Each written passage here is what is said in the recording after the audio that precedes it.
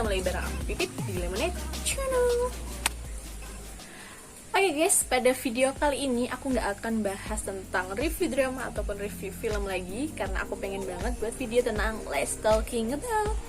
Jadi udah lama ya, beberapa hari yang lalu kita bahas tentang isu toxic relationship. Kali ini aku pengen banget bahas tentang long distance relationship, karena kan kebanyakan dari kita karena pandemi ini yang sedang mempunyai hubungan dipaksakan harus menjalani hubungan jarak jauh atau long distance relationship. Tanpa lama lagi, langsung aja moving to the video.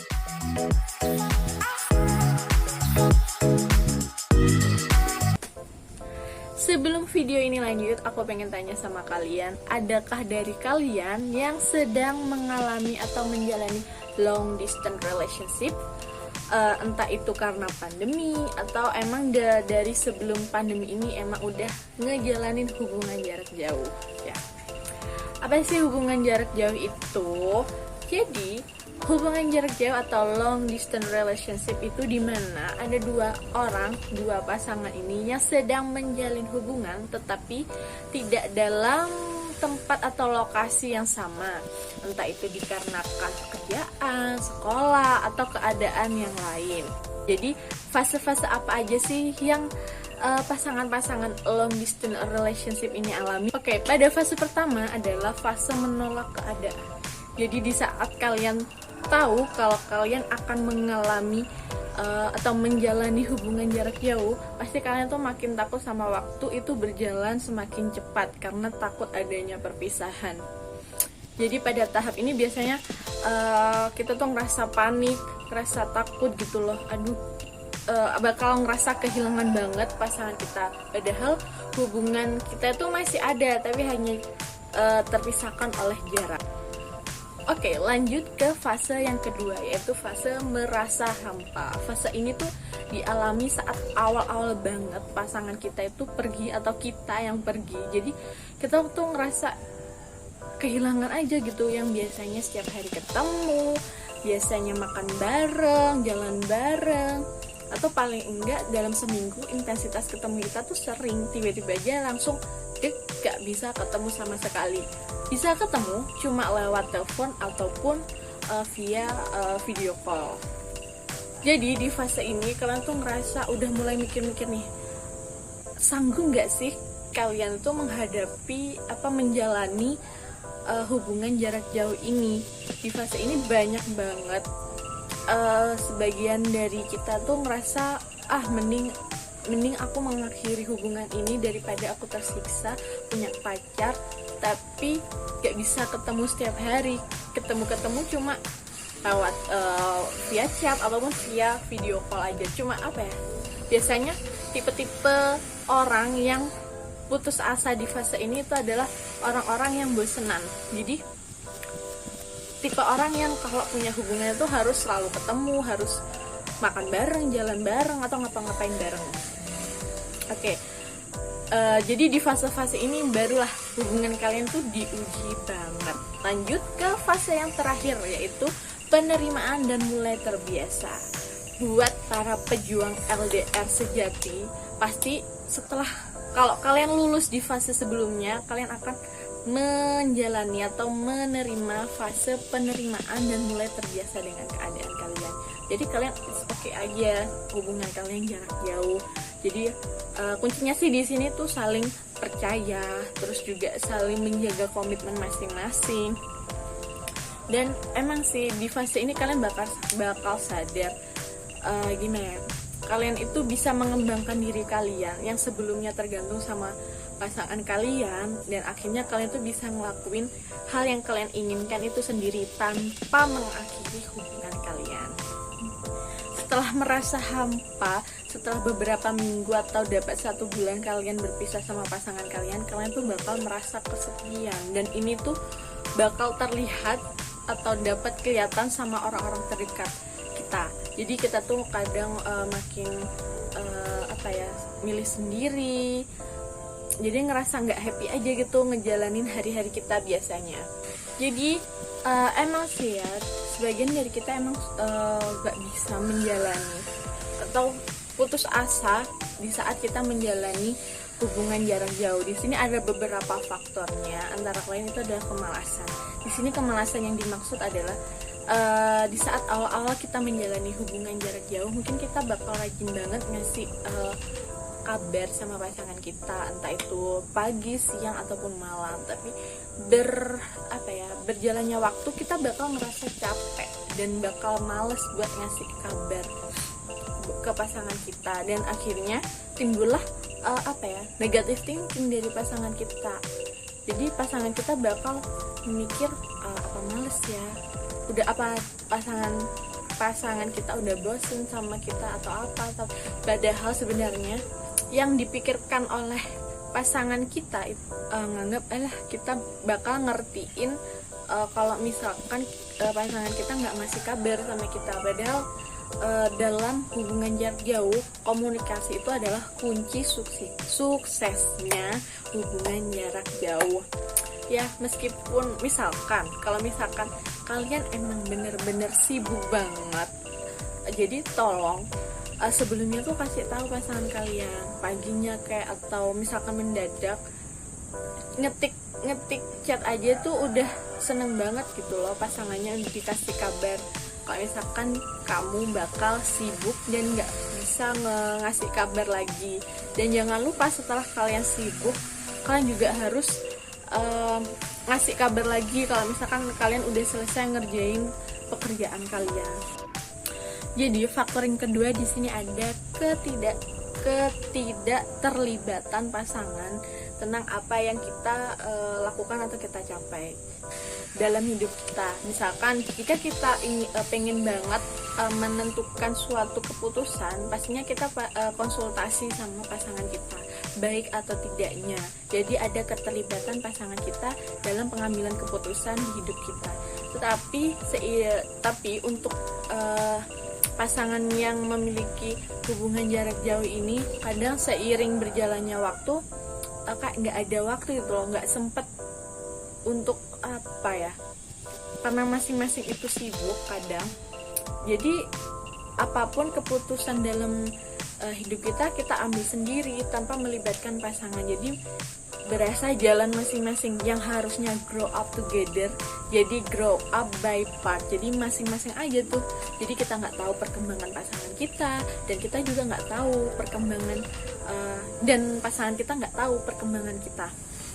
Jadi masalah ini tuh muncul ketika salah satu dari pasangan itu merasa tidak dipedulikan dan menganggap kalau pasangannya tuh berubah dan udah nggak ada waktu lagi buat mikirin hubungan itu.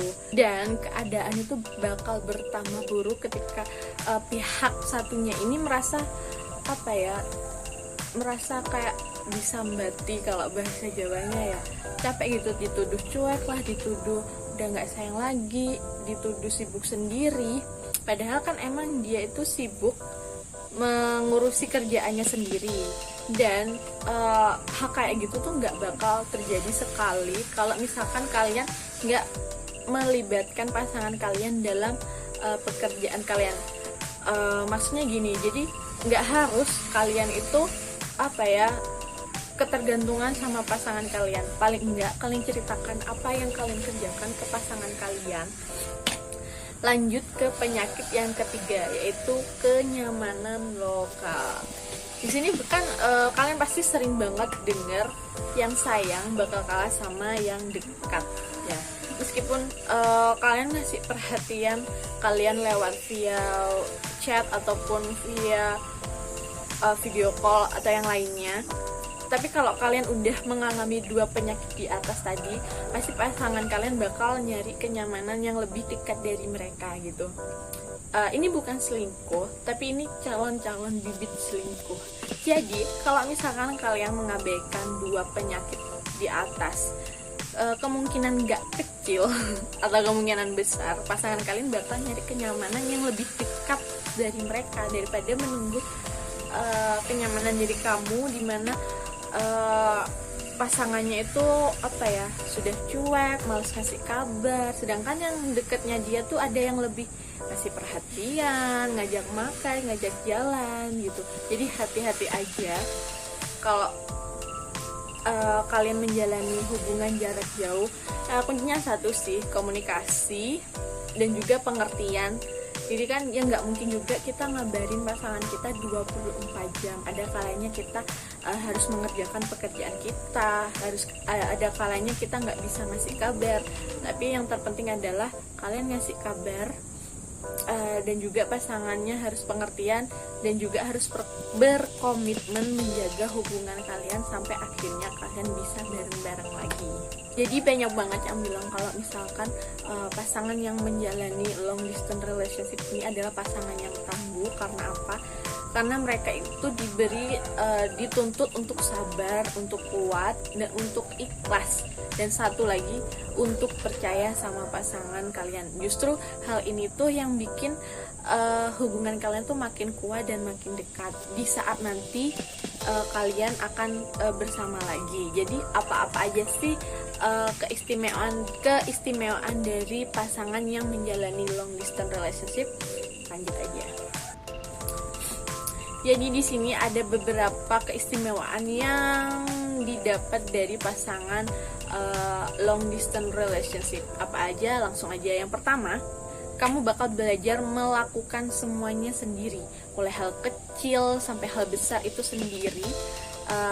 Dengan kata lain, kalian tuh bakal dilatih mandiri, jadi nggak bergantung sama pasangan kalian. Lanjut ke keistimewaan yang kedua adalah kalian tuh lebih menghargai pasangan kalian. Jadi hal kecil yang dilakukan pasangan kalian tuh bakal menghargainya gitu loh. Begitu pula sebaliknya, pasangan kalian bakal menghargai kalian, lebih menghargai kalian karena misalkan kalian punya waktu ketemu sedikit, dan itu bakal jadi istimewa banget di saat kalian ketemu meskipun waktunya sebentar.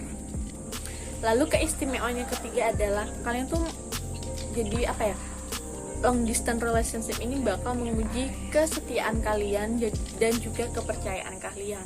Jadi jika kalian yakin sama pasangan kalian, di saat kalian udah balik lagi, udah bersama lagi, hubungan kalian ini bakal kuat dan kepercayaan kalian ke pasangan ini makin besar, dan komitmen kalian buat menjalani hubungan kalian juga makin besar juga dan makin kuat juga.